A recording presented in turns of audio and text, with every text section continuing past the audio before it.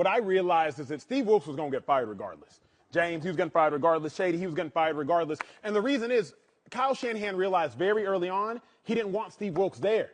And the reason I am most upset is Steve Wilks, you just wasted a year of the Niners' life. What do I mean by that? You have the best defense that you've had since you have been there as far as talent on the roster. And you hired a guy who schematically you don't agree with, Shanahan.